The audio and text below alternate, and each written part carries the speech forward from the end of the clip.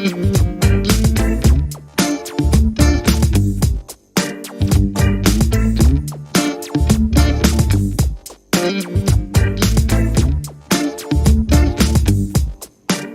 is going on? What's going on, everybody? Oh my God. Look who's in the house, y'all. Hey, Hey.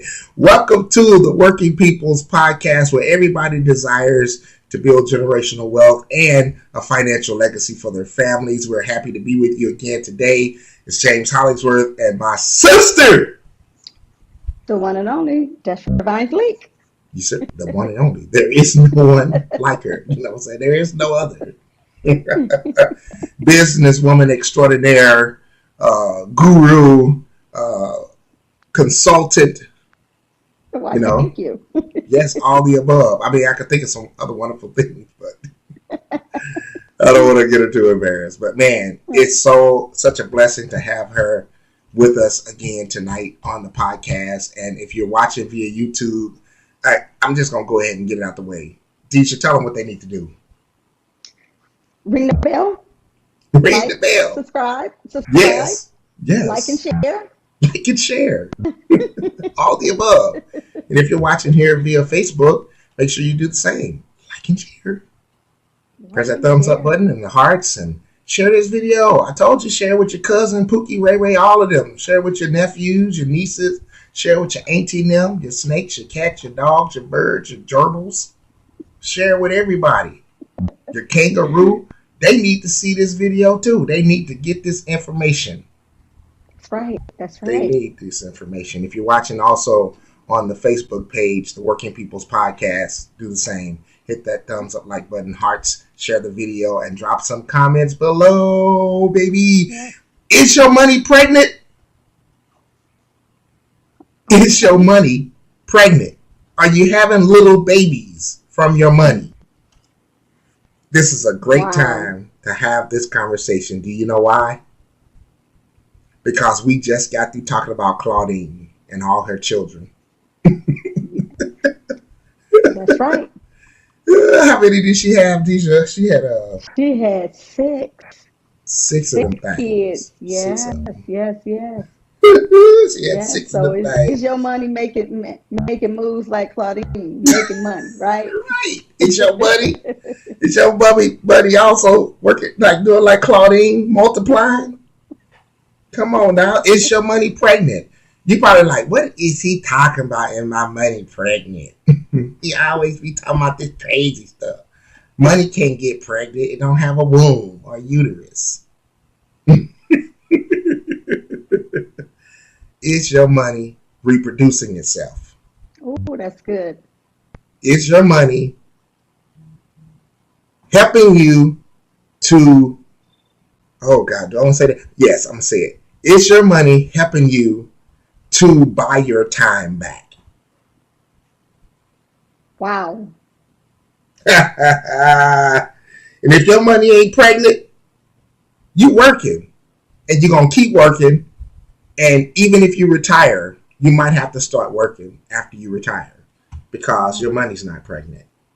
Mm-hmm. Your money should be working while you sleep 24 hours a day.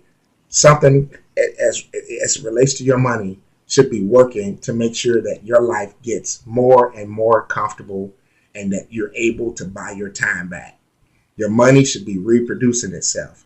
And that's why tonight we're going to talk about credit, debt, and stuff like that, because most people, they're taking their money that they haven't even earned yet, and they're spending it on things, future money that they haven't earned through debt, on things that have no significant value, that actually depreciate in value, and that is a liability and not an asset.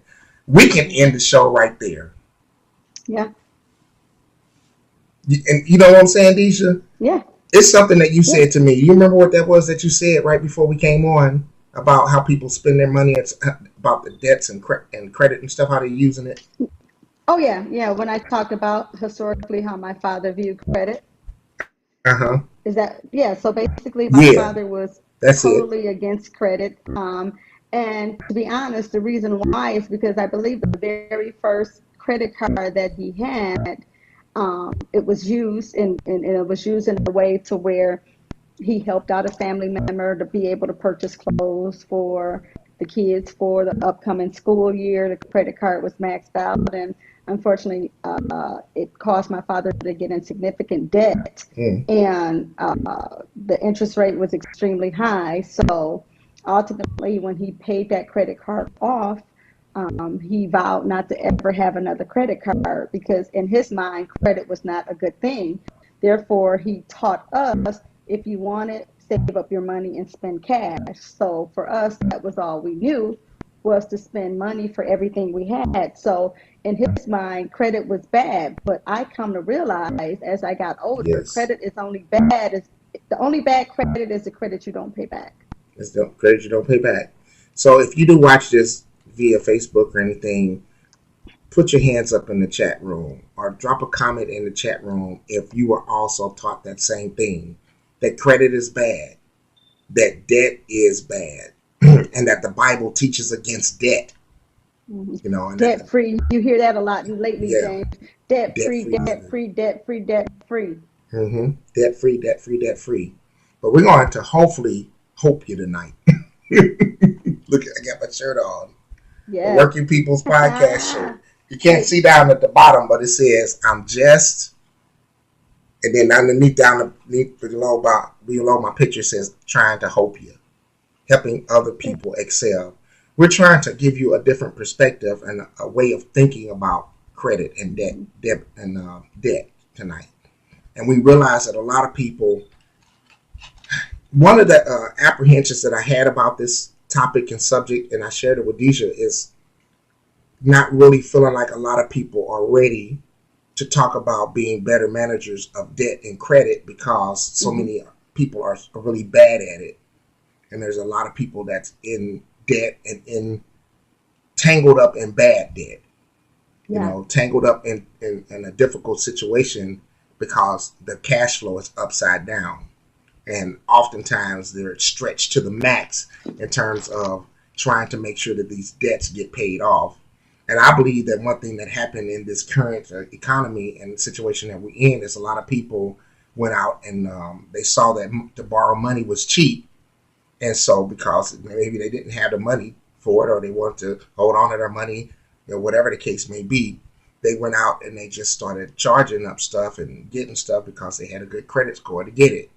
But then when Mm-hmm. the cost of living went up, consumer price index 8.6 inflation, now the same money that you thought you were going to be able to keep paying on that boat or that motorcycle or that RV recreational vehicle, now that money's going toward paying just to buy a pack of chicken and some chicken wings and some Mm-hmm. hot dogs and some Vienna sausages and some crackers, you know. So Mm-hmm. one of the things I think is a problem is when we walk into a place and what's the question that we want to know? Well, how much is it going to cost me per month? And I'm telling you, that's how we just have been walking into the space of debt for years, because that's what we've been Mm-hmm. taught to do as consumers. Can you afford it? Can you afford the monthly payment? So many people don't think about, well, what's the interest rate on the loan? And Right. even if you get a affordable interest rate, still we don't think about the overall cost of that item. How long is it going to take me to pay this thing off? We just think about, can I afford the monthly payment? And whenever you go into a debt obligation, and I say debt obligation because we're going to give you some clarity in terms of how you can better use credit and debt to leverage your cash flow. When you don't go into it with that mindset, you strictly are thinking about, can I afford the monthly payment based on my income? Remember, you are paying for something with money that you haven't earned yet. That's what debt becomes when you're not using it to leverage cash flow and to leverage equity. Oh, that heart button should be flying. It should be going Yes, crazy yes, right yes. now. We're here to help you. We're here to help you. And Deja's story is not uncommon, where our parents have taught us save up your money and do what? Use cash to pay for the things that you want. Yeah, Because and use to them cash. also, James, I think they felt as though um, why pay more for it? Because obviously, when you're using credit, instead of paying 2,000, you may end up paying 2,200. Right. But the thing about it is, which we don't know and understand. Think about many years ago, right? When Mm-hmm. we think about the times when, like, I was growing up, I loved watching Little House on the Prairie. Little Oh, House on the Prairie, when they Lauren had Ingalls. the general store, and Yes. even though the families didn't have the money right away, they would get something on a tab, right? So credit has been around for a very long time, but then they would go and get, goods and things like that, on a tab, and they would clear that tab, and continue to run a tab Mm-hmm. down and through, the years. Yes. So again, credit, we have to reshape our thinking on credit, because like I said, my father had a bad experience with credit. And because he had a bad experience, he didn't want us to have that same bad experience. Instead Yes. of telling us, look here, if you get credit, make sure the things that you're purchasing on that card is not necessarily things that you Mm-hmm. want, right? Because a lot of the Yes. times people will max out a credit card because of things that they want. Make sure it's something that you need, and there's a difference. Yes.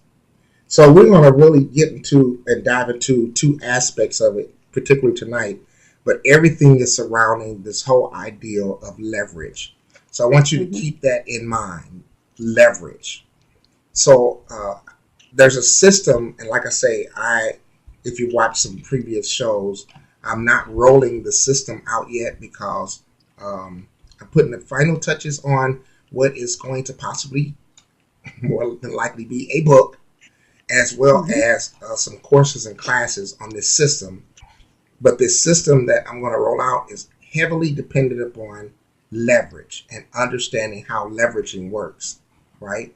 So we're going to talk about a couple aspects of it tonight in referencing leveraging debt or leveraging your cash flow with debt, and then leveraging equity with debt.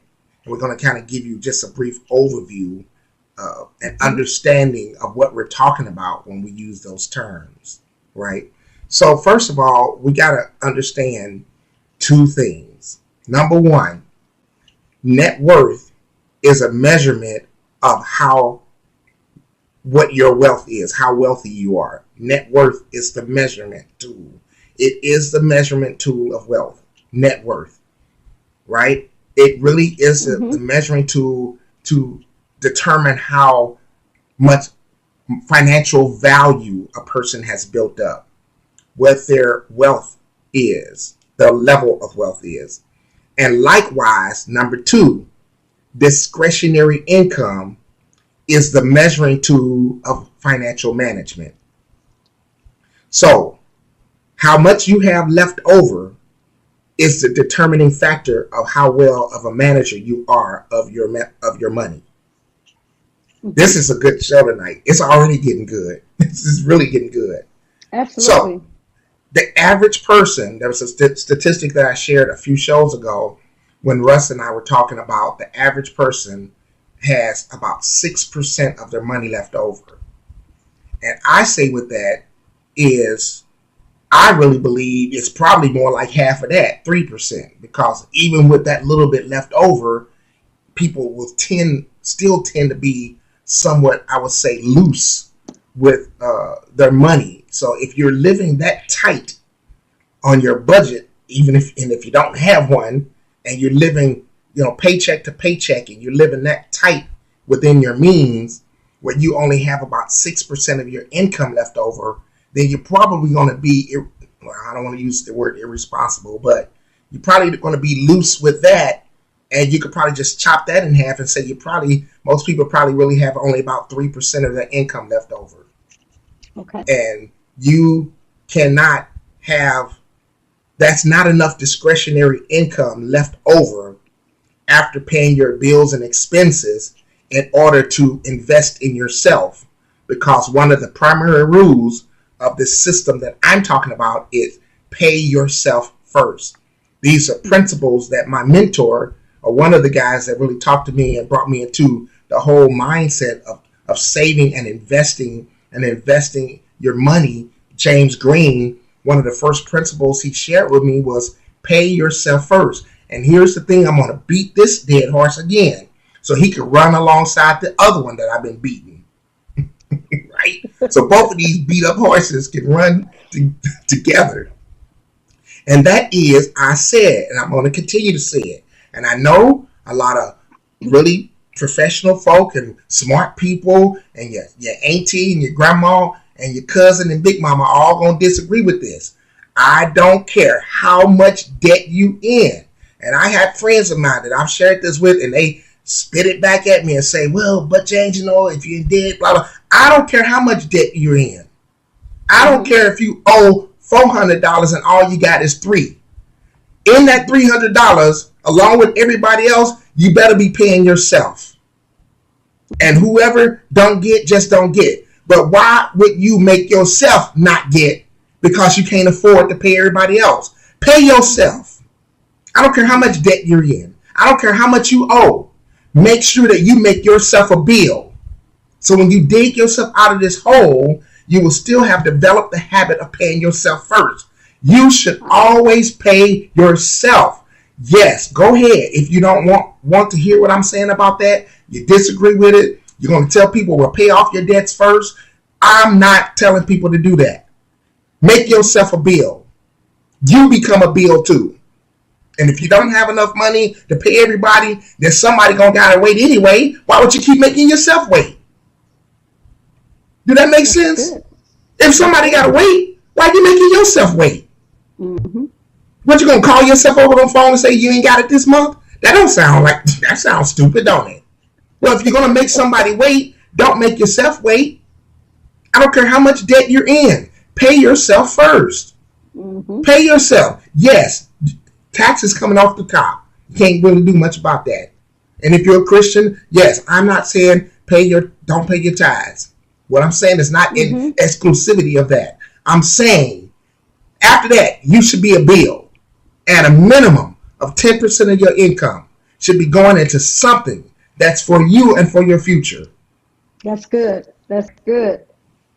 Now, James, I want you to clarify something for me. So as you're speaking on pay yourself first, in my mind, I'm thinking from that business standpoint of being a business owner. And remember, I told you when I first got the business, conceived the business, got it up and going, I was not one of the first to be paid because I wanted to make sure that the income that was generated was able to sustain the business. So in essence, I guess I was getting paid, but I was investing it back into the business. But I always wanted to be for certain that my employees were compensated, right? Yes. Because I wanted to make sure that I didn't want to lose the employees, and they deserve to get paid for their labor and time. Yes. So would you say for this context that I was actually paying myself? I was just reinvesting the money? Yep. You were paying yourself. It's no different than if a person opened up a mutual fund and decided to take what they were putting back for themselves into that mutual fund, rather than going and spending it at McDonald's or the amusement park or going to baseball games or football games. You were still paying yourself by taking that and reinvesting it back into the business because you were building equity in your business every time you did that. Okay. So you were paying yourself first. And for business owners, that is a great way of looking at it in that context. It may not be that you're getting a salary or getting, a weekly paycheck. But when you are investing back into your business, you are in essence still paying yourself first. Okay.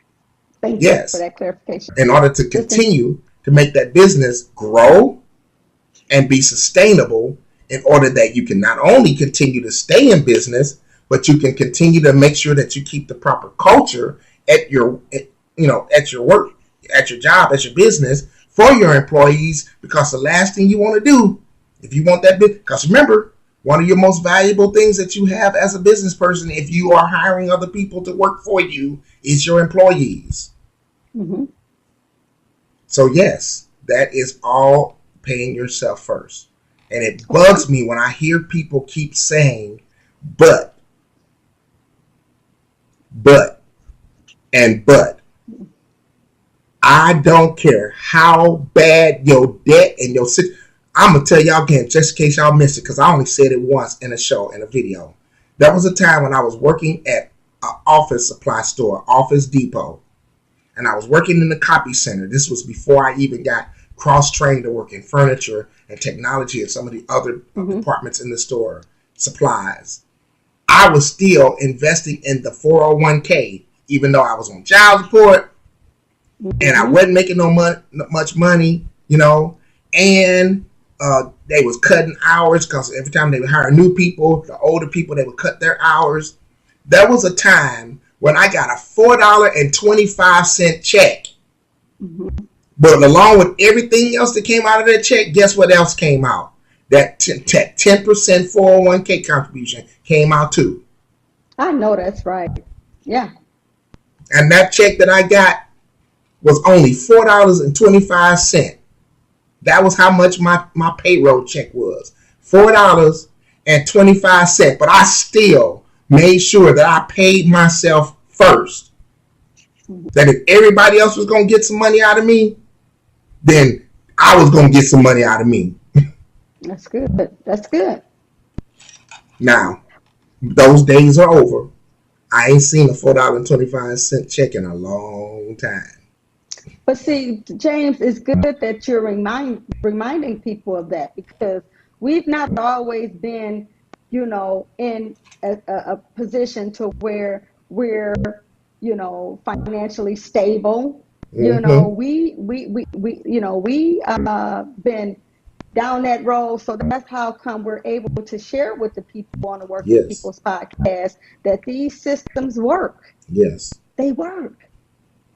They absolutely 100% work.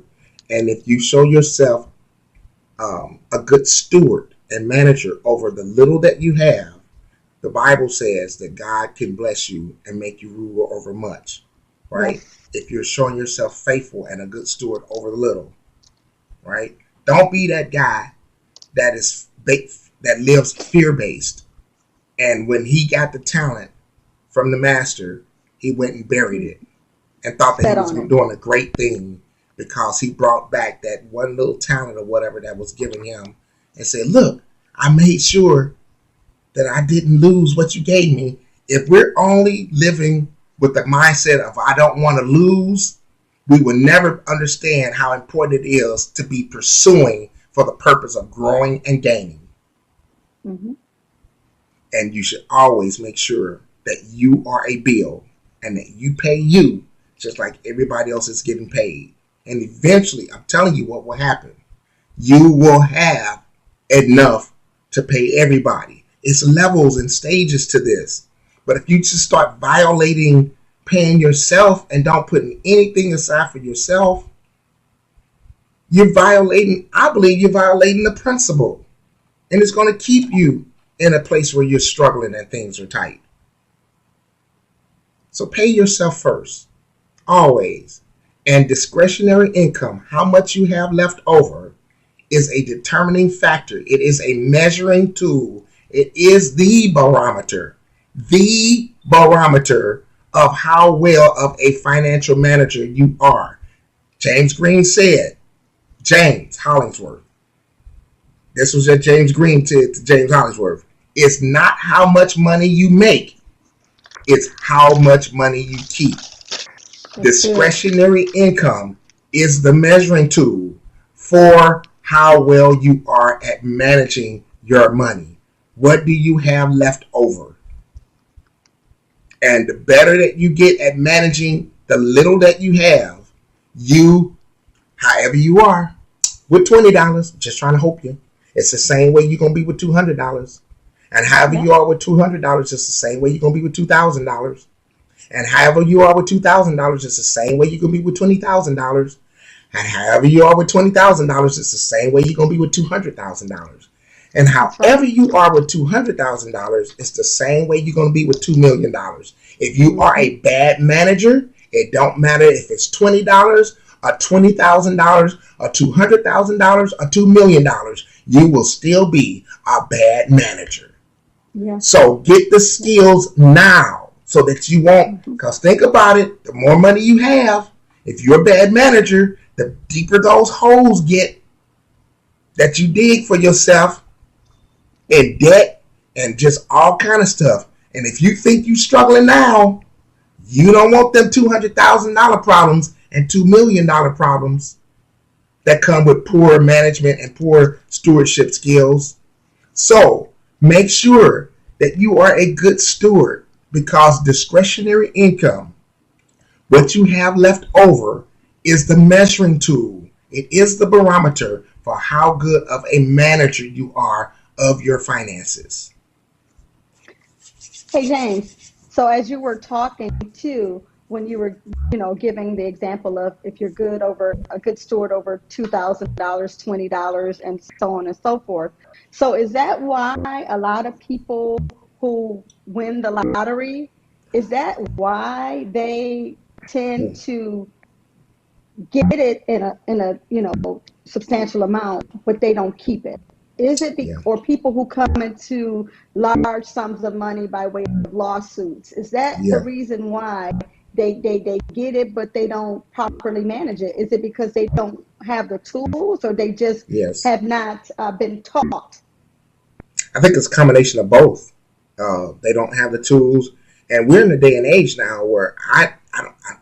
Well, I'm not sure to say I don't have much sympathy when people come into that kind of money and they blow it Hmm. because you can just say, "Well, nobody taught me," or this. That you can point the finger all you want to, but we're a day and age of the most technologically advanced age in the history of our country, and you can just swipe and Google stuff now. And if it's something that you don't know, you can Google and get all kind millions of responses back with one Google search. And there's so many people out here in the investment space. There's YouTube videos. There's so much content and information that's available that you can see to get at least a frame of reference. I mean, Okay. only a fool. Oh yeah, I might as well just say it. Only a fool will think that you can keep spending money and not eventually end up broke. And you ain't got nothing coming back to replace it. And you got nothing coming back to replace it. That's about as stupid as me putting my right shoe on my left foot and my left. I'm putting my gloves on my feet and putting my socks on my hands. That's about as stupid as you can get to think that you can just keep spending money and not replacing it, and you're gonna continue to stay and not get broke. I'm going to correct you. Don't say nothing about putting your socks on your hands because when I was growing up, that's what we used for mittens. Now don't go there with that one. I apologize for all of those who had to, as a child, use socks for mittens to keep your hands warm. My apologies. Well, thank you, sir. So I'm sure, hey, the struggle was real, okay? The struggle was So, real. but I definitely understand what you're saying. Just you cannot just freely spend without having anything to replace what you're spending. Yeah. Well, I actually put that down in my notes, and I said it because that's just the reality of it is, And here it is. Don't throw the baby out with the bathwater. There's more than one way to get Hmm. to financial abundance, right? I've said it before. You got the people on this side that keep talking about real estate. Don't ever put any money in a 401k. And then you got the people over here that just save, invest, and tell you, oh, real estate is so risky. And no, don't throw the baby out with the bathwater. I want it all. I want to diversify myself in such a way that if one is underperforming, the other one is probably booming. And if the other one is Hmm. underperforming, then over here it's probably booming. You know what I'm saying? Don't Right. throw the baby out with the bathwater. Look, 80% of the people that Dave Ramsey in their study surveyed, 10,000 millionaires, 80% of them became millionaires through their 401k company sponsor plan. So that is a way. Is it the only way? No. real estate. Those I endorse as the two best ways to create financial abundance and wealth. Real estate and all the different parameters that go with that, because remember, it's not one dimensional. And also investing.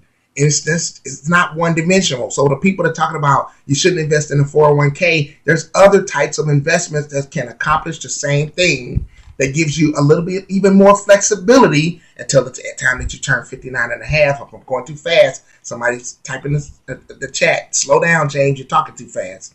That's just one way. It's not the only way, right? But if a company is giving you a doggone 6%, 8%, 10% match, once again, you'll be a fool not to use that as one of the ways to grow some of your money. It's not saying you have to conclusively and inclusively just do only that, because 3 out of 4, 75% of those people that Dave Ramsey, they surveyed in the study, 10,000 millionaires, 75% of them still invested in other stuff in addition to their 401k. So don't throw the baby out with the bathwater. It's not just conclusive or inclusive of just this is the only way to do it. It's just one way. Now, mind you, yes, when you're invested in a company-sponsored plan, a 401k, or some type of Roth or some type of IRA account, yes, your money is tied up and there are penalties if you pull it out early. So in essence, that capital or those gains are kind of locked up in that space, and you have limitations on it. And I don't necessarily encourage people to borrow against it to pay it back, right? I don't necessarily recommend that, but that is an option, right? But then there are limitations if you start touching that money that you have, and taxes that you have to pay, and penalties that you have to pay. So yes, you do lock your money up a little bit like that. But like I say, that's not the only way. There are different other ways that you can do it as well. This is just one way, and I believe in diversification. So if your company is offering you a max, some type of matching compensation, then invest up to that max, right? If it's 6% and you just want to do 6% in your 401k, that's cool. I'm not going to throw the baby out with the bathwater. But then take that other 15 or 20% or whatever and invest it in large cap blue chip mutual funds, right? Invest it in different types. Build a portfolio with mutual funds and a mix of mutual funds and stocks and things that can grow over time. Learn. This is why I say educate yourself. 2, educate yourself. 3, educate yourself so you won't just see things in a bubble or in a glass one way, right? So if I'm trying to get you to understand this correctly, then you can still invest in real estate. And real estate is not just one dimensional. Some people, all they talk about is flipping houses. That's just one way. There are multiple ways in both of these spaces to create financial abundance and financial stability and financial wealth. It's not just one way. And I don't know if I want to, that's a third horse. Let me beat that one till it gets up and start running alongside the other two that I've been beating. So make sure that you're diversifying yourself financially.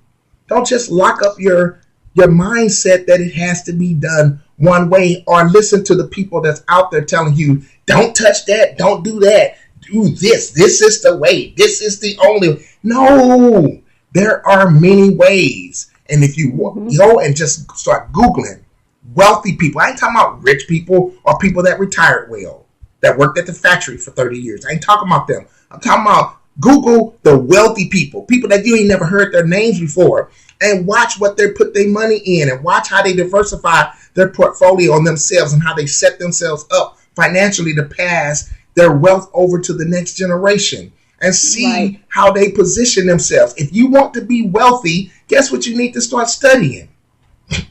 Common sense. What do wealthy people do? And they don't just have one way. They're diversified. And Lord Jesus, ain't no way in the world I'm passing up free money. If a company is, and I'm working there, they give me a paycheck and giving me extra, just some free money to say, hey, this is for your future, for when you ain't working with us no more. This is for when you retire. I'm going to give you 10%, if you put in 10%. You'll be a fool not to take that free money. It's Mm-hmm. not conclusive. That's the only thing that you do. But come on now, get real. I know people that do that. Don't even invest the minimum. Don't even invest the minimum. And I'll be sitting there looking like, are you serious? You're not even taking advantage of the match? That's Yeah. free money. Yes. Yes. Yes. Oh, I'm sorry, Yes. Deja. Go ahead and help Mark. Because No, I'm like, this no. is ridiculous. But you're right because I hear it a lot too, and I used to hear it a lot when I was working in manufacturing, where the people see because they want it right now. Well, what you mean you're gonna be taking an extra $150 out of my check every 2 weeks? No, I don't want to do that. Not realizing that even if the company sponsored half of that, they would be putting up for every $150 that you put up $75 $75. towards your future. And then another thing I wanted to ask, a lot of people do also, well, what you mean you got to penalize me for taking money out of my 401k? It's my money anyway. Because people would borrow against their 401k if they needed, money versus going to the bank. They Yeah, would be able to borrow, a portion of it without completely pulling all the funds out. And that's made available to you. But a lot of the absolutely. times they didn't understand, well, why I got to pay it back is my money anyway, because it's not a savings account. It's not a savings account. It's not a savings account.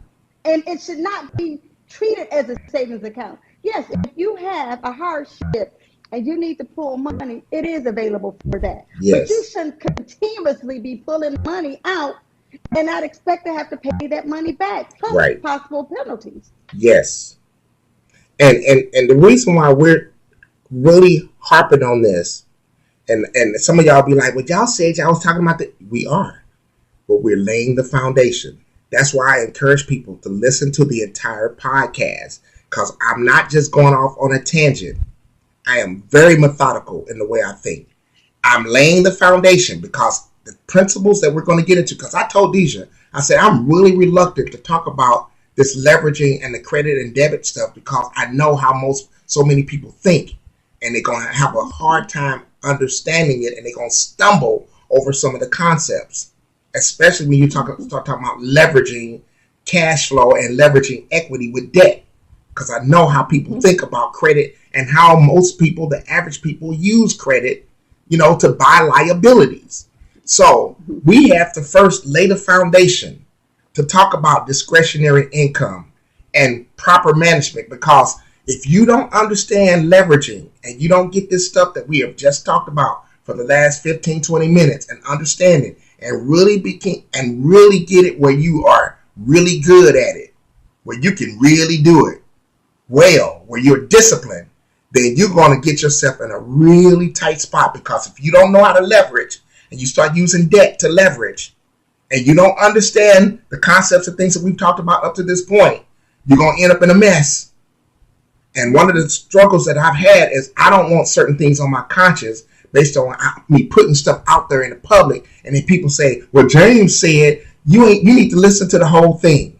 You need to listen to the whole content. Get out of your mind, your convoluted mind. Well, James he just be all over the place. No, listen to the whole podcast. The concepts and the principles that we're about to talk about with credit and making your money pregnant requires discipline. And it requires that you are a good manager, and it requires that you have discretionary income left over. Because if you don't leverage and you get out here in this cycle of debt and credit and stuff, you're going to end up having to put your RV up for sale when the CPI index go up and inflation goes up to over 8.6%. You're going to have to start putting your motorcycle up for sale. You're going to have to see, y'all don't want to hear this. Then you're going to have to start putting stuff up for sale because you didn't leverage it, and you didn't leverage your cash flow. What you say? They gonna say what James said. But James said, listen to the whole podcast. Because even though it sounds like what we're talking about ain't relevant to the subject, it is. Because if you don't understand and you get your little ranky self out here talking about, ooh, I'm going to get this just because you got a 750 credit score and you got the income to afford it, that changes real quick when the cost of living goes up, the cost of CPI index goes up, and the cost of food goes up 16%, and the cost of fuel goes up over 40%.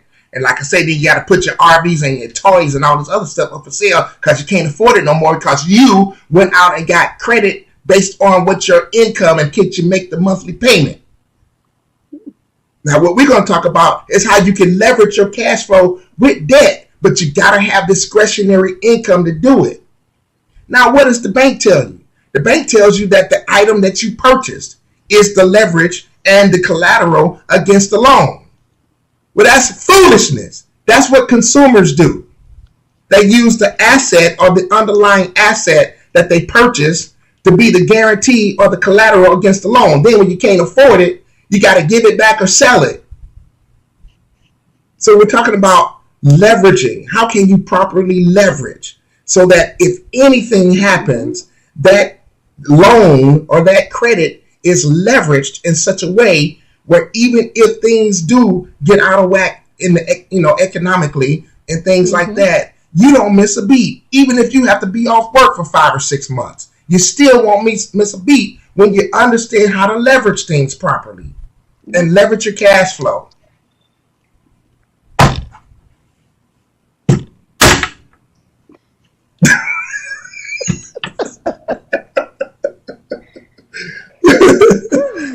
Oh, Jesus. That's what kills me. People are like, man, he just be all over the place. No, listen to the beginning to the end.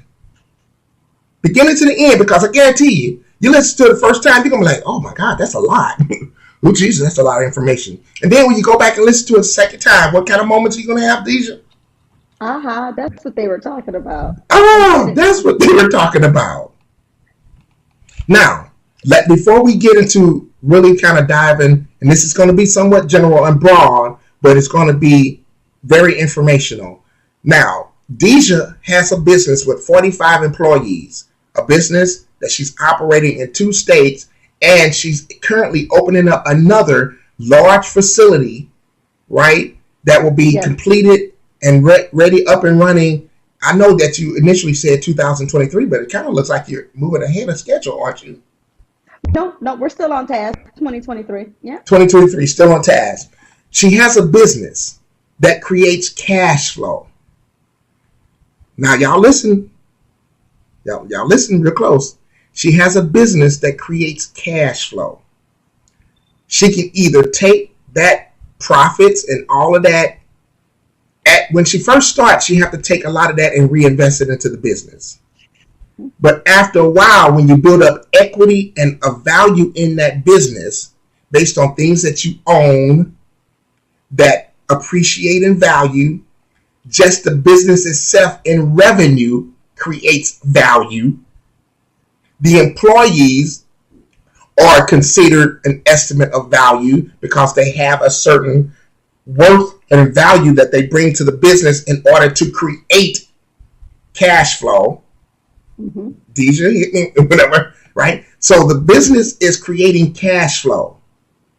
But however, it gets to a point in time when she needs to take that cash flow and use that cash flow to bring appreciation and growth to the business. Therefore, she then will use debt to leverage that cash flow so she doesn't have to cut into her cash flow to do certain things. She could use debt to grow and build and acquire other things that will continue to grow and move her business forward without disrupting or tapping into her cash flow. Then she will use a percentage of that cash flow, maybe 10%, 20%, 30%, whatever the allocated amount when she runs the numbers. That's why you'll see on a balance sheet, they'll have a debt to earnings ratio, whatever, where they are using a portion of their earnings to pay their debts because they're using debt to keep growing the business and taking their cash flow and their profits to put into things that can be appreciating assets for them and continue to growing. Because if you disrupt your cash flow, the cash flow is needed for operational expenses, payroll. The cash flow is needed in order to make sure that there is a profit, that the business remains profitable, and that the business is able to not get into a default status of any kind, right? Or an insolvency status of any kind, so that the cash flow doesn't get interrupted, she uses debt or loans to be able to acquire more assets that will create more cash flow. Mm-hmm. Yeah, that sums it up. Yeah, that sums it up, right? I don't know if you want to add anything else to that before I move on to the other examples of how you can use this to leverage your cash flow. No, you actually did well, because a lot of the time, as a business owner, you know the potential. You know the potential of being able to invest in the business so that you can continue to either grow that model, open up other locations, and it does take money. But what you do is, with whatever loans, you're able to use the loan, like you say, in some cases. I know with the SBA, they had stipulations on what you could use those loans for. So Yes. what I had to tell a friend of mine who's in the same business, I said, if the money is there, they are making it available at a very low interest rate, 1 to 3%. Mm-hmm. Whatever you're borrowing, you basically giving them their money back. I Mm-hmm. said, so what you can do is, they may have stipulations on how to appropriate those funds, but they cannot tell you how to appropriate your cash flow. So, like, I had to tell a friend of mine, I said, it only makes sense if you're going to borrow and get a SBA loan, because they're making it available to small business owners. You stay within the requirements of what they require you to use those funds for. I said, Yes. so put it in an account. If they're saying you can use it to manage the business operations, your Yes. payroll, your lease, your expenses, use it for that, and move your funds over to another account and apply those funds if you want to open up something else. Mm-hmm. If You you want to had to use think those different with funds. that. Yes. They can't tell you how to use your cash flow. They can tell you and stipulate how you use the funds that they've loaned you, that you Mm-hmm. borrowed. But even if you borrow it, and if you use your money, your funds, your cash flow to start something else, you can pay that loan back within, as long as it's not a early payout penalty, you can have that $1 million, if it's $1 million loan, paid back Yep. within 5 years Absolutely. without paying any additional interest. You borrowed $1 million, set yourself up to win 5 years, you're giving them their $1 million back. Yep. You ain't paying nothing else. It just didn't make sense why some companies didn't tap into that. If they had the right mindset, it only made sense. If they wanted to grow their brand and grow their business, it's made available to you. You just Yes. gotta know the proper way of doing it, so that you're keeping your hands clean, you're Yes. keeping good records, and you're doing what you say you're going to do with the money that they loaned you. 100%. And as long as you're doing what you said what you signed up that you were going to be doing with those dollars. That's right. Mm-hmm. Now, what we're teaching you is the principle of leveraging debt, or leveraging your cash flow with debt. You just heard from Deja on kind of the overview of how she's using it on a higher level with her business, right?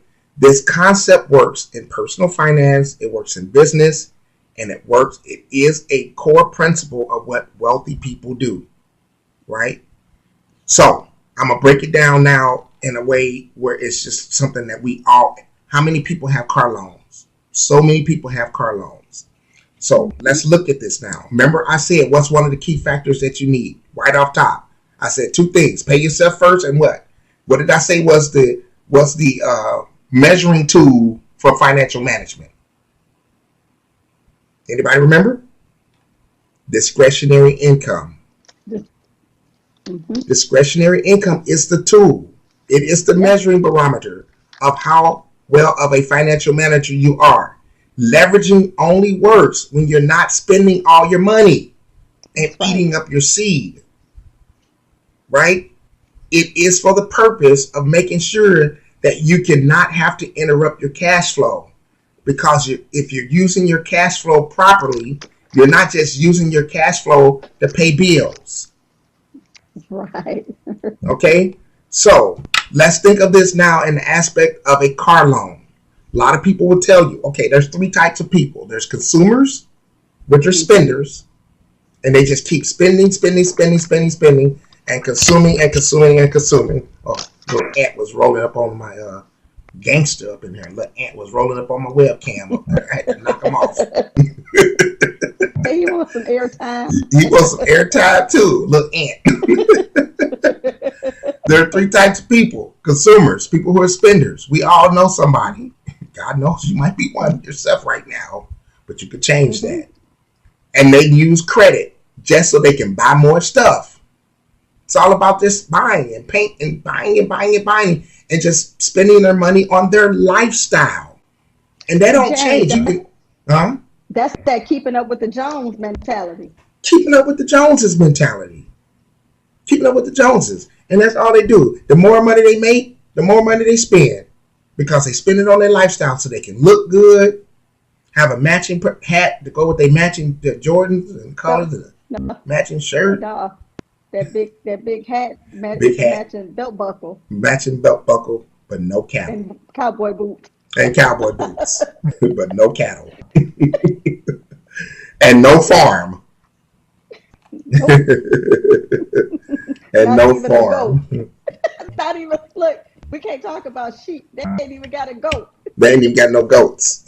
No goats, no sheep, you know, no llamas, nothing. You know, Not even no chickens. no chickens, no hogs, no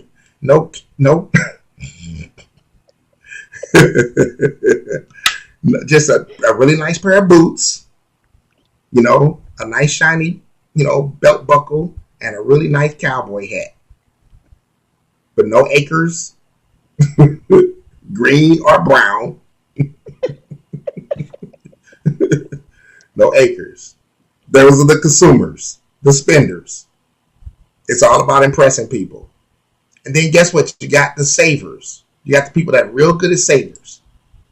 You know what they do? They do just like Deja's dad did. They keep saving money. Uh-oh, Deja, we lost you. Where you at? Come back on the screen now. Uh-oh, Deja, come on back. There you go. I was like, where'd she go, Lord Jesus? Then we have the people that are just like I'm Deja's sorry. dad. I'm sorry. Can you hear me, I can James? hear you. Yes. I was like, oh, Lord, step back Okay, into the sorry. light, Carol I'm on. Ann. No, I'm on my cell phone, and my son just tried to call me. So my apologies. So let me step away and let Dad know that he's ready to be picked up from baseball practice. Okay, well, I'll be right here. This is what I'm going to do while you do that. Okay, when she comes back. Okay, there she is. Well, we'll keep her there until she comes back. So then you have the people just like Deja's dad, the spenders. I mean, the savers, right?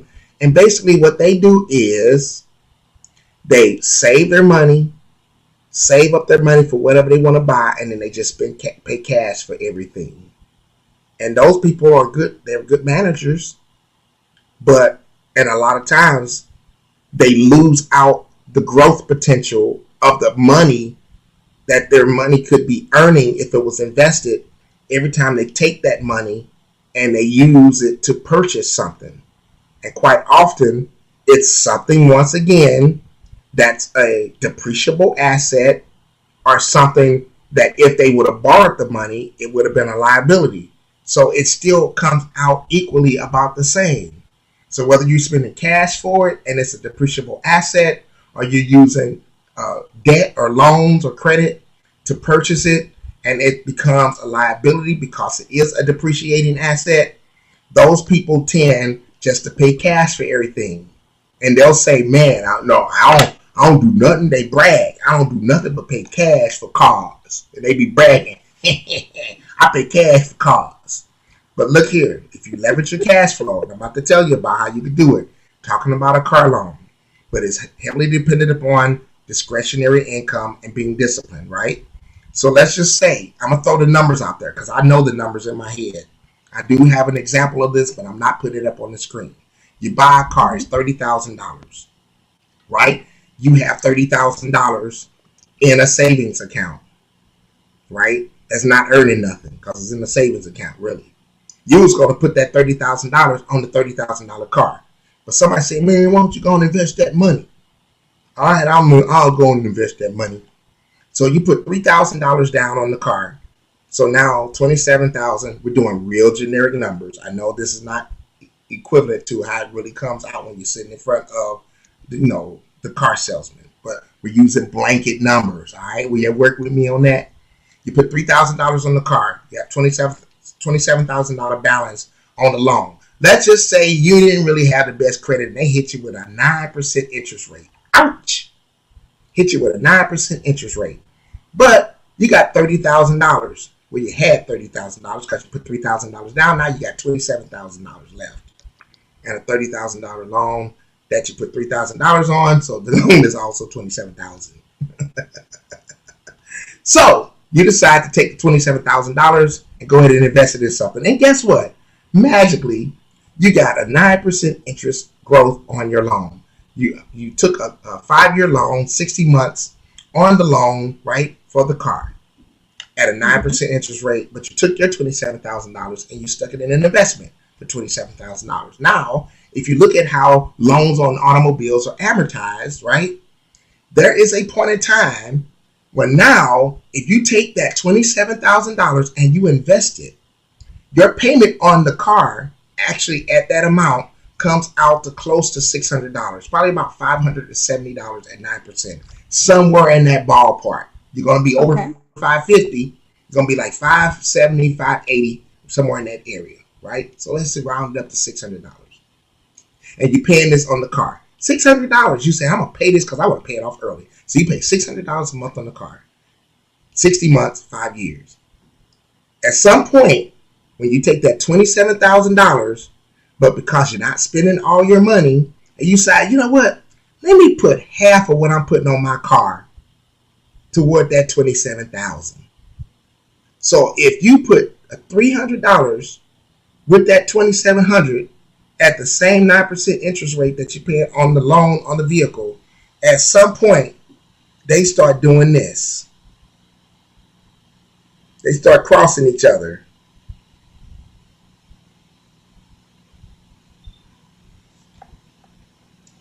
The car payment starts coming like this and going down, and the investment, the 9% interest, starts doing this. At some point, they intersect and cross each other, one going up and the other one coming down. And at the end of that 5-year period, taking that $27,000, let's go ahead and put it up on the screen so I can show you what it turns into. All right, let me do this for you so you can see. All right, we're going to share the screen.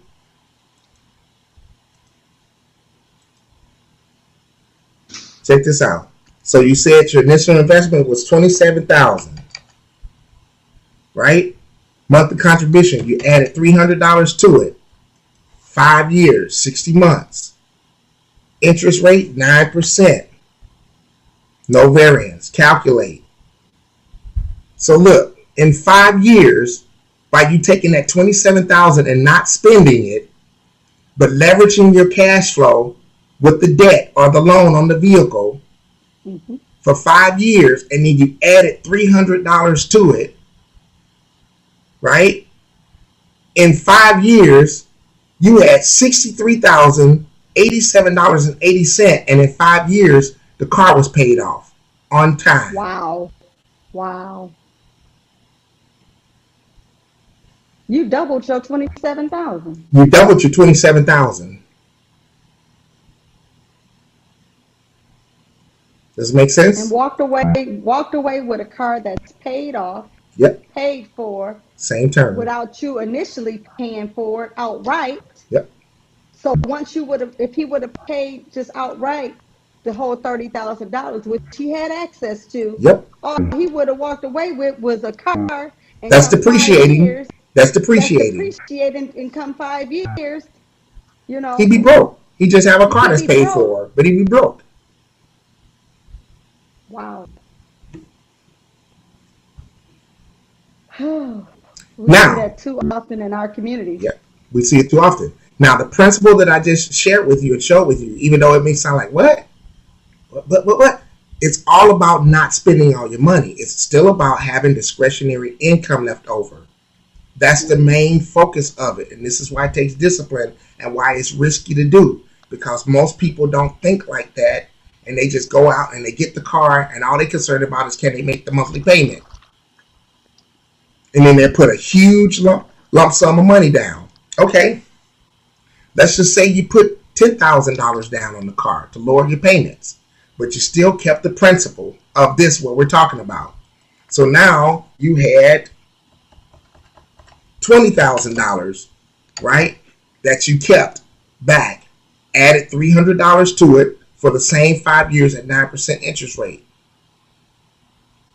You still came out, you see that? Just a little less than $10,000 than what you would have had, $11,000.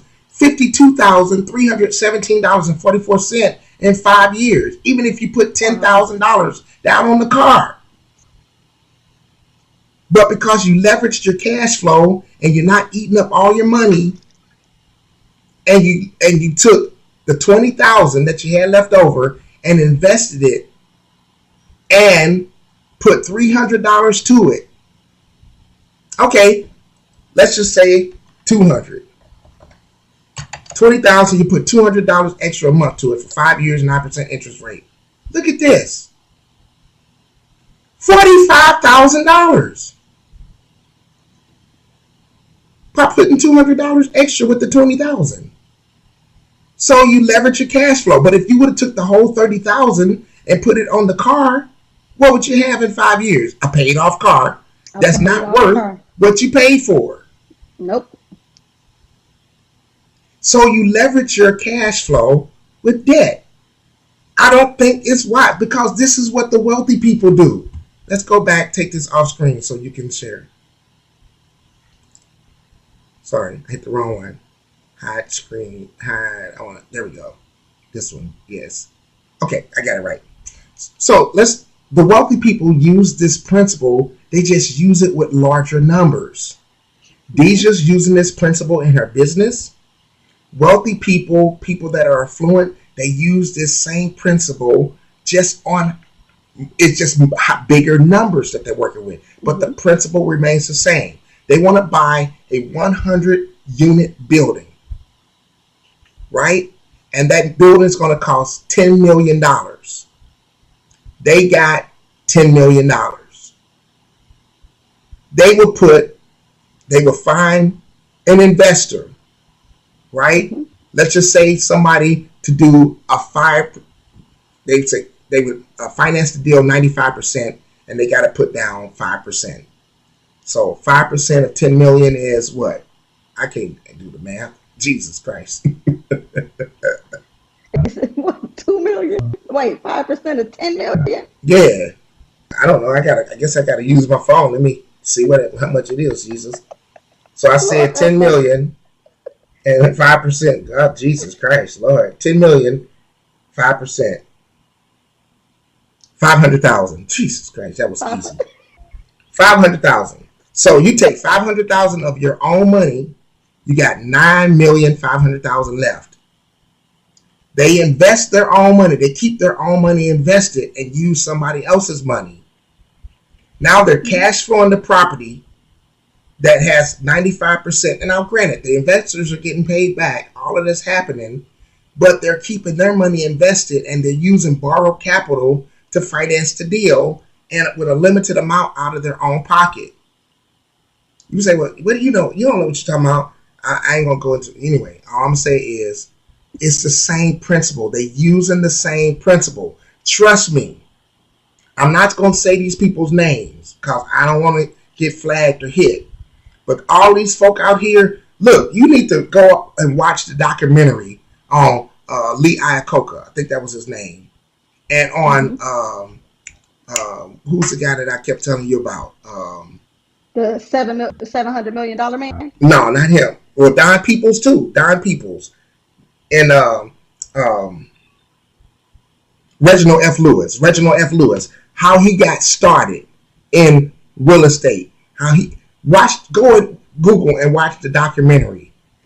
They all went around and got investors to put up the money to buy properties that they managed, right? They leveraged the deal with somebody else's money and cash flowed it, and the building built equity that they were able to use that equity to pay off the investors and then use some of that equity to buy more property Mm-hmm. without using their own money. He took, like, I want to say like $1 million of his own money in that $1 billion deal to buy that food company, Reginald F. Lewis. Go watch the A documentary if billion you don't dollars believe what I'm saying. He took just $1 million of his own money to broker a for a $1 billion billion deal dollars for a billion with the dollar B, deal with the B, right? with the B. And he only used $1 million of his own money. He leveraged the rest of the deal with borrowed money. And the and the deal cash flowed. He paid off his investors. They got paid, right? And then as well as the equity that gets built up in the business, or the equity that gets built up in the real estate deal that you get, the property that goes up in value, it appreciates, right? Then Mm-hmm. that deal begins to make more money. Your money gets pregnant. So I use the example of using this on a car. The difference is a car is a depreciating asset, but it still works out the same way when you leverage your cash flow with the debt. However, when you start understanding about making your money pregnant, then you use the same concept to purchase an asset that appreciates in value and builds equity. Mm-hmm. That right there, I could charge for that. Yeah. Y'all should be sending me cash apps. That right there. You use the same principle. You use other people's money to finance the deal, right? And you just use a small portion of your money, because a lot of times they require that you put something towards it, right? Possibly. Right. But then you use this to buy an asset that appreciates in value, something that you can cash flow. That's why real estate works. And this is one of the foundational principles of getting into the real estate. And once you buy one property, two properties, now guess what? You do the same thing. You leverage the debt because there's equity built in those properties. You get a line of credit where you can finance, or investors that will hold a bulk of the money that they put in the deal, your investors. Then the asset will cash flow. This is real basic. I'm keeping it basic. At the same time, the asset, unlike a car that's going down in value, that's not worth what you Right. pay for it, the real estate or this asset will increase in value, right? As you're paying it down. So as you're paying the loan down, the asset is increasing in value, right? So the difference between what you have left on the loan, even if you ain't paid it off yet, and what the equity is in it based on the appreciation of it, you can now borrow against that, because that's equity, Mm-hmm. and extract money out of that and borrow money from the equity and buy another property, Right. because you're leveraging your cash flow and using your equity. That's the other part. We talked about leveraging your equity. You're Mm-hmm. leveraging your cash flow and you're leveraging your equity. That's what makes real estate so unique in building wealth. And you're not using all your own money. You're literally becoming your own bank. Ooh. Say that again for the ones in the back that was nodding off. You're literally becoming your own bank. You may have had to go to the bank or credit union or private investors for the first deal or even the Initially, yeah. second deal. But now that you've built your own equity and you built your own cash flow, now you don't have to go to them anymore. You can extract the equity, or borrow against the equity, so that now you can become your own bank. And if you want to even get into a bigger deal, now you got more of your own equity to work with, and you can still go out and get an investor and get into some mega deals. Ooh. Y'all need to go and find Marvin Mitchell Marvin Mitchell, he's from my hometown, St. Louis. Marvin Okay. Mitchell, he spent 5 years in the same field that I was in as an investment advisor. And we was telling people all the wrong stuff. And then we snapped out of it. It's like, wait a minute, hold on. Wait a minute, hold on. And so you all of a sudden certain things start clicking and you start finding out, wait a minute, wealthy people are doing more than just this. They're doing this. You got to become really good at leveraging. Everybody right now, if you watch this podcast, this show, you need to start studying on leveraging, Mm-hmm. and understanding how it works. Because I don't want you getting out here trying something that you haven't educated yourself on. That's why I'm talking about it in a really broad form. And I didn't put up the numbers on the whole car loan thing. I just talked about it because I got the numbers actually written down in a presentation. But I want to just talk about the broad overview of it. Go and start studying and understanding leverage. And Marvin Mitchell talks about becoming your own bank. He talks about using certain types of life insurance. I'm not going to get into that. He talks about one of the worst things that people can do. Oh, there's a deer running across my yard. He talks about one of the worst things that people do. Me and Deja talked about this the other day. What have people been told to do when they get a mortgage on a home? Refinance. Refinance. One of the worst things you can do is refinance. Somebody tell you, oh, we can save you $60,000 on your loan. Do I see that money up front? No. No, that money they talking about saving me on the back end after I pay off this loan. And just because they told me we're going to cut 10 years off your loan and we're going to cut 2% off of your interest rate and we're going to save you $70,000. I don't see that $70,000 up front. No. I had a person call me trying to get me to refinance my house. You know what I told him? I said, no, thank you. So I spent 20 minutes on the phone with this guy trying to convince me to refinance my house. I said, sir, I bought this loan on this house at the interest rate that I have it at because I'm leveraging my cash flow with this loan. This loan is only 12.5% of my monthly income, the monthly payment on this loan. I said, sir, I'm using this loan on this home to leverage my cash flow. And then eventually I'm going to use this loan on my home to leverage my equity. And he still was like, but, sir, unless you're going to give me that little $14,000 that you're talking about, or $40,000 that you're going to save me over the course of this loan, unless you're going to give me that tomorrow when I sign the paper, hang up the phone. Because I know I ain't seeing that 40 up front or that 45 up front. I'm going to see it on the back end of the loan. So why would I refinance something and let you start? Come on now. When you refinance the loan, think about it. Have you ever seen how a loan gets amortized? You're paying more interest at the beginning of the loan. So if I refinance this, even if I refinance it at a lower interest rate and a lower time period, because I refinanced it, the person I refinanced it with, they're starting to get a lot paid. There is a financial incentive in it for them because now as the loan gets re-amortized, they start making money off the front end of the loan. And then talking about what they're going to save me on the back end of the loan. When I'm using this debt to leverage my cash flow, it's only 12.5% of my monthly income. Sir, and then as I live in this house and it builds up equity, I'm going to leverage that equity and use it for something that I can put into something that's going to appreciate in value to create more cash flow and more equity for myself. Sir, I'll spend the time that you want on this phone talking to you, even though I know you ain't getting what I'm saying because somebody hired you, paying you $15 an hour to try to tell me to refinance my house. I guess he realized he called the wrong phone number. Mm-hmm. I hope everybody listens to this and understands the principles that we're talking about. Leveraging your cash flow with debt. But you got to be disciplined to do that, and you got to have discretionary income, money left over. That's right.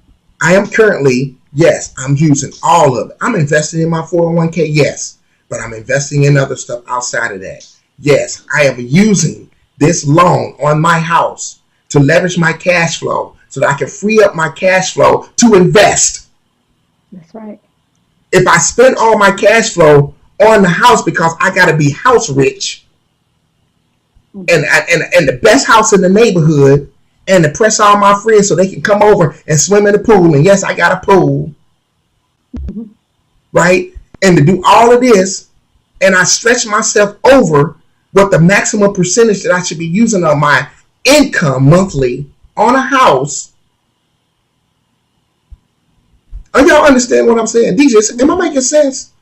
And Yeah, then you you're tie right. up your cash flow. You can't use your cash flow to invest.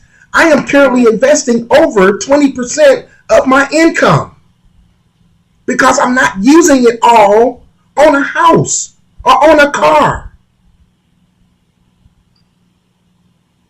You have discretionary income left over to continue to invest, and then you can also use some of that discretionary income to get into other type of appreciable assets, as well as now you can use the equity Hmm. in the assets such as your house, and use that for more than just to buy a car.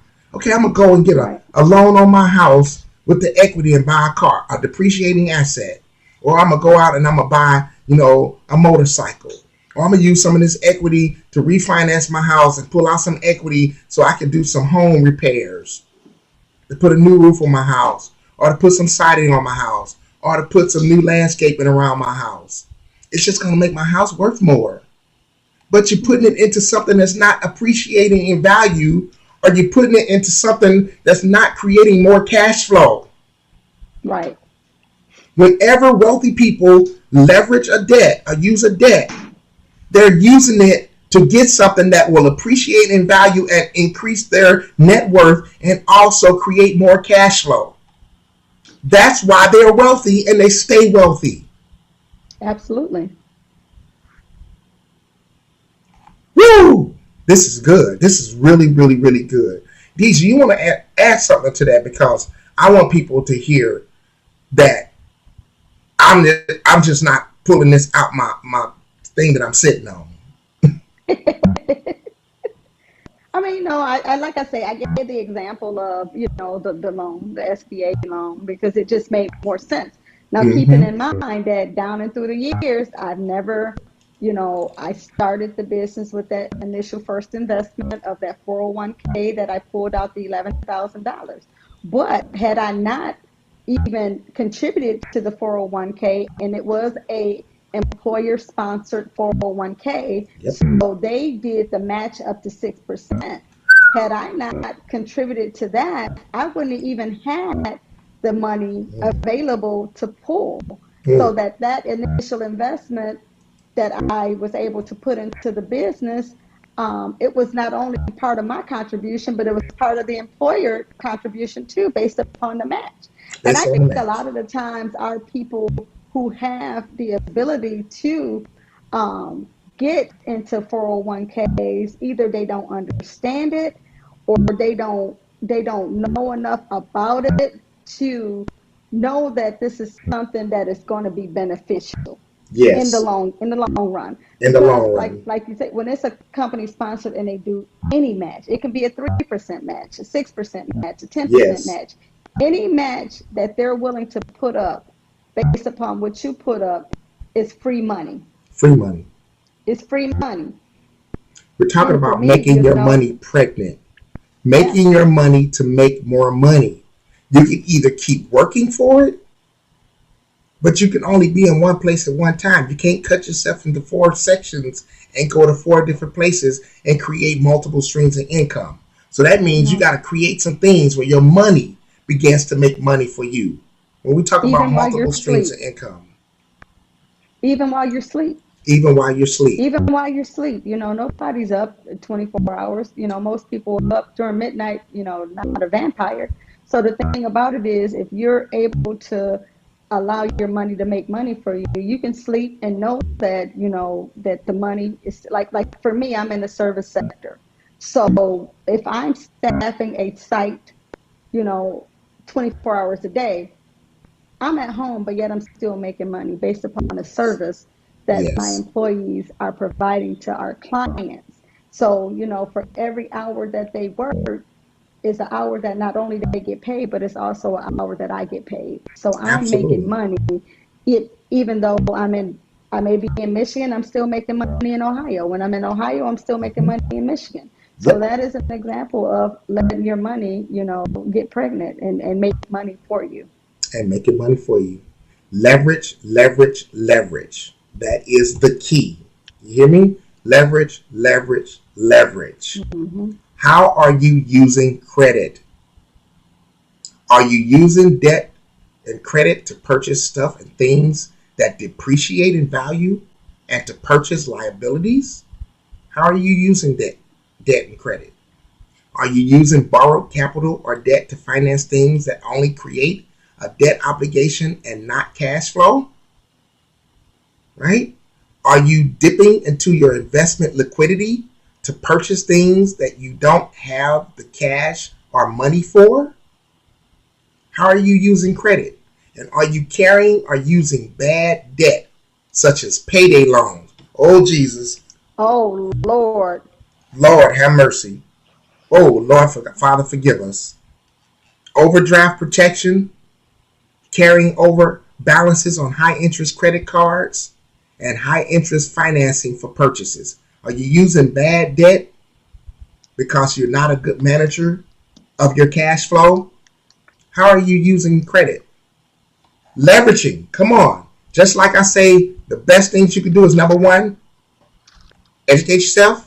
Number two, Hmm. educate yourself. Educate Number three, yourself. educate yourself. Guess Educate what? The yourself. best thing you can do is understanding when it comes to credit and debt is leverage, leverage, leverage. Using debt slash credit to manage or free up cash flow for operational expenses or investment capital. And number two, leverage uses borrowed capital or debt to increase the potential return of an investment. Man, I need to read those two again. Using debt slash credit to manage or free up cash flow for the operational expenses or investment capital. Hmm.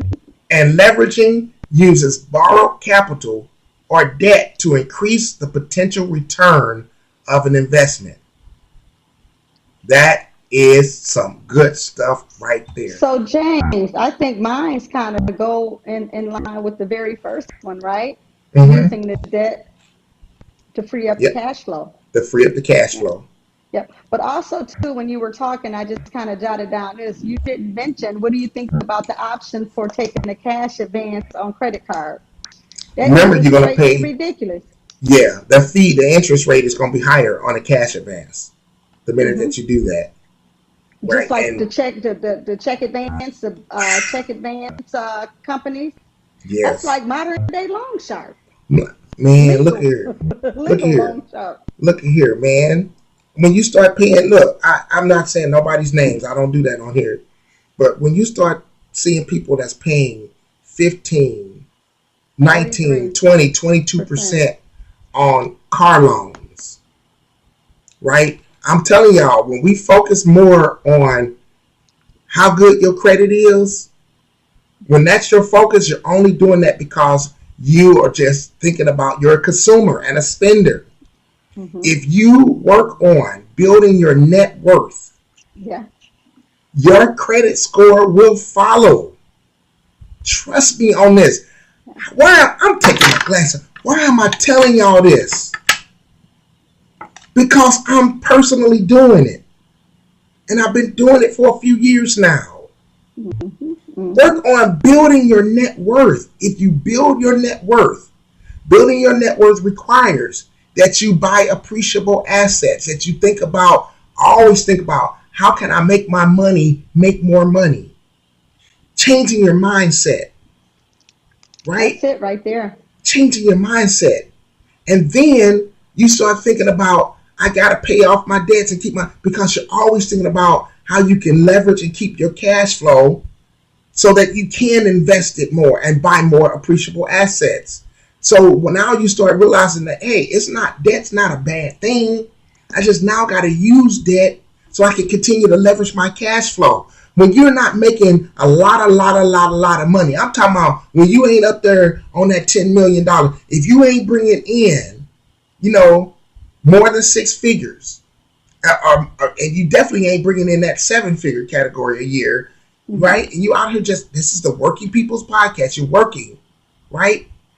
You need to use this strategy to get out of the everyday rut of paycheck to paycheck. Because many people, they can't just go out and pay cash for a car. And I don't even know if I necessarily recommend people to do that. You got to understand how to make sure that you keep some discretionary income left over.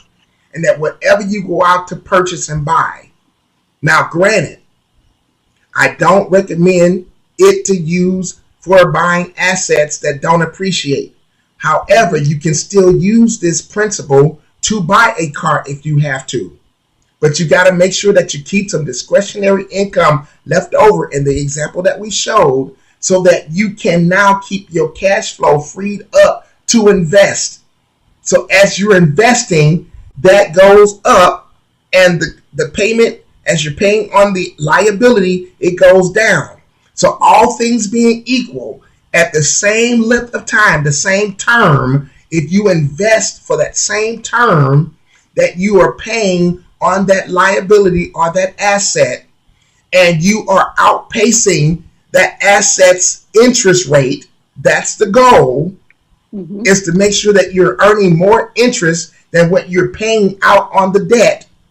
Then you can outpace the debt in the growth potential and growth earnings of the investment. And all things being equal terms included, you will pay off the debt and you will have the earnings from the investments that you accumulated over that same length of time. Mm-hmm. Wow, that's good information. That's good information because taking that $30,000 and putting 3,000 down and investing at 27,000, that's a one-time investment. You continue to add to $300 a month to that, and you will walk away if it's at a 9% Yep. interest rate in 5 years. Once that vehicle is paid off, Mm-hmm. you will walk away with double the amount of your initial investment in 5 years. In 5 years. So you got a paid off car plus double Paid off car and versus double. just paying the car off in 5 years. You know, it done depreciated. About in 5 years, you're probably going to need some major work done on it, Yep. and you broke. And you broke. That way you can leverage your cash flow. Because think about it, you're trying to get out of poverty. You're trying to get Yeah. out of paycheck to paycheck. This is how you can do it. And if you learn this principle and you apply it and learn it and do it well, the more money you make as you continue to apply this principle, your money gets pregnant. I'm trying to tell you, your money gets pregnant. And your money starts earning money for you. And you can still, if you got to get a loan on the car, you're going to might have to do that in order to break out of that there's like a line that I call it, right? And Mm-hmm. there's several lines. That line is hard to break off of the welfare system once you get on it, right? Yeah. Because it's like a cap. It's like a line that you're always trying to break through and break out and get out of that. And trust me, it's scary when you got to go to the grocery store and you don't have that EBT card no more. Mm-hmm. It's scary and it's an adjustment. So trust me, y'all don't understand. I feel you. I know where so many I people know. are at. And I I know. understand I it know too, James. because I we've know been too. there. We've been there. We've been And there. you know what? And then just to even touch on this, or even just making it up in your mind and say, no, I'm not going to renew these benefits. I'm going to trust the process. I'm going to trust God. I know what God says for me. So, like you say, I know that He's going to put food on my table. I know He's Mm-hmm. going to provide for me and my family. Or even I'm looking at the Medicaid. People don't understand. Medicaid, even with that insurance, you don't pay nothing. You don't pay no deductible. So when you make a conscious decision, for me as a business owner, no, we still need health benefits. Yes. We have private insurance, Mm-hmm. my husband, my family, and I. But guess what? That bill gets paid every month, auto deducted. So that's different versus, I know that if my kids get sick, I got Medicaid, I can take them to the doctor. Mm-hmm. You Mm-hmm. know, you have to make a conscious decision to say, I'm ready to do this, and I'm ready to break out of the chains that's keeping me impoverished. Absolutely. Absolutely. And even if once you get off the system, guess what? There's other caps that you're gonna feel like you're trying to break through, right? You know, with earning potential, with your that's why I say it's all about not about how much money you make, it's how much money you can have left over. The true barometer and the only way these principles work that we're talking about to Yes, leverage your ma'am. cash flow is you gotta have something left over. Mm-hmm. And you got to be a good manager of what you have. Discretionary income, I've said it throughout this show. Yes, you have. Discretionary income is the barometer. It is the measuring tool on how well of a financial manager you are. How much do you have left over? And if you don't have much left over, do you really need to buy a $40,000 car? See, some of us, we could use this, but we think, oh, well, I'm making the money, I can afford it. No, you really can't. If you only have Because what 6% of your money left over after you paying all these bills, no, you really can't afford it. and because the thing about it too is what will happen if you lost that job? You have nothing saved. Nothing. One, a lot of the times what they say, the loss of one or two checks, it can really catastrophically damage most households. Catastrophically. The loss of Catastrophically. one or two paychecks. Yep. You And know, what did we people, show I've you? seen people, Absolutely. James, I've seen people get, injured at work or, down and through the years, they get injured at work, it takes a Mm-hmm. while for their short-term disability to kick in. Yep. And they go to really panicking because they Mm-hmm. don't have anything saved or anything that they can pull funds from. Absolutely. Absolutely. As a man I, thinketh, what do we say, James? so is he in his heart. So is he. And it's, I was trying to find that. Here it is. Here it is. I found it. I found it. Uh, Come on now. There we go. Moving slow. I found it because I want to read this to you again. I think I still have it. Oh, I think I still have it. I think I still have it. Oh God, what did I do with it? Oh, oh man, maybe I don't. I don't remember what I did with it. But I'm gonna just tell you. I was trying to find a slideshow that me and Deja did a show on, and where we talked about. I want to say it was like 40 something percent of Gen Xers. I wish I could find that slide. Said that their marriage had broke up because of money problems. mm-hmm, mm-hmm. When you're living paycheck to paycheck, you're living, by the seat of your pants, and you're living just working to pay for your lifestyle. The minute you run into some financial problems, it could be the end of your marriage. It could lead to depression. It can lead to all types of health problems and worry.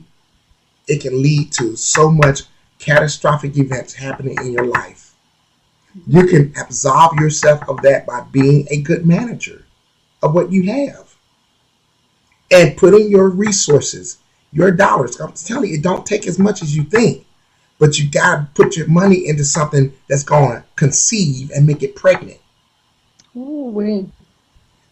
Y'all don't understand. Y'all don't understand how broke this brother's been and that sister has been. Y'all don't understand. So when we talking to you, we're not just talking to you because, Because we up and been up. right, because we up and been up all. One of the things I keep with me and take with me everywhere I go in my wallet is that EBT card that I had to use and have Yep, just to make yep, it. I yep, keep that with me as a reminder that if I can break off of the system, then anybody can. yep. And you know what, James? I'm glad you say that because even for me, I still have the Green Michigan Medicaid card that I had for me and my family. Because remember, when I left the plant, Mm-hmm. because they moved and went to Mexico. Yes, they paid for me to get re-educated, and that's how I was able to get my degree, undergrad studies. But during that time, there was a gap in employment. So I was surviving off unemployment, qualified for benefits, Yes, Medicaid and yes. food stamps for my kids. I still have that green Medicaid card, and that is a reminder to me that, Lord, I trusted the process. Trusted the I still process. have that card in my wallet. Trusted the process. Breaking out of this requires that you become a good manager of what you have. Don't eat up all your seed, and I don't care how bad things are. Always pay yourself first. And once you get used to doing that and become disciplined doing that, and you have some discretionary income left over, even if it's $100 a month, take that $100 a month and put it into something that's going to start reproducing itself. Oh, Then that's once good. that reproduces itself enough, then you take that and put it into something that reproduces itself. Then you get to the place where now you got enough cushion between your bills and your discretionary income. And when you got enough cushion, now you make sure that you got some savings, you got some emergency funds put away, right? I don't even have a savings account right now. It's useless. I haven't had one for years. I got a checking account, and then all the extra money is in a brokerage account or a money market account, Mm-hmm. right? So then once you get enough discretionary income, now you can start putting more of that to use. And you can start really working this principle of leveraging, because you don't, when you're in this vulnerable place, this vulnerable spot is called middle class. Y'all ain't want to hear me tonight because I'm trying to help you. This vulnerable spot is called middle class. How are you using credit and debt? And if you're only using it because you're just trying to maintain a certain lifestyle, or you're using it and you're purchasing a bunch of liabilities, stuff that don't appreciate in value, you have just got stuck and trapped in the middle class rat race. Mm. It's the danger zone for creating wealth. Yeah. Middle class, That's the that's that danger zone. comfortable zone, and that's It's that that comfortable comfortable zone, zone. See, right? I'm not doing as bad as them, so I'm good. So I'm good. I'm doing better than most. Look what I'm driving. Look what I'm driving. But you're using all of your income to pay for your lifestyle, Mm. rather than thinking, how am I using this debt? Am I really using this debt to leverage my cash flow so I can put these extra dollars to get pregnant and work for me? Mm. Woo! Y'all ain't ready to talk about this. Hey James, I just jotted down this middle class, the rat race between poverty and wealth. There it is. Right there. We should get some search with that on it. Middle class, the rat race between poverty and wealth. That's exactly what it is. You're the biggest consumer in America. And guess what? Folk want to keep you right there as being one of the biggest consumers in America. They're incentivized that you continue to be the biggest consumers in America. Not realizing that if you understand and start understanding certain strategies, you can offset your tax liabilities with certain type of investments and things like that. You can take your life insurance and put that to work. You can literally become your own bank when you start learning certain other principles. Mm-hmm. Or we could just continue to be the really good, the best middle class people we can be. Mm-hmm. Yeah. Dressing nice, driving nice, and living in a wonderful, beautiful neighborhood. And you're capped right there. And when you die, guess what you leave to your kids? What you lead to 'em, James? What you leave to them? What you lead? Usually a lot of bills to pay out of what you did have left. Mm-hmm. And so half of your stuff goes to paying off the debts that you still owe. And then so many middle class people that I've talked to, you know what their philosophy is? Well, I had to get mine. My kids gonna have to get theirs. Okay, but we want to live by only certain parts of the Bible. You know, I have people since y'all say James just be running off and getting off on other stuff that ain't related to the topic. Let's go there. Let's go on and go there. Okay, let's do it. All right, let's ramble all off over to the west side of the yard. Okay, you say, you want to be the best Bill Clinton? All right. Oh, okay. Do I want to do that, Deja?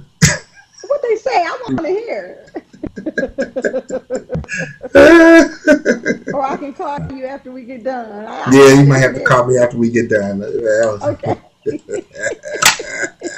You've been doing good today, so yeah. I've been doing good. After we get done. I've been doing good.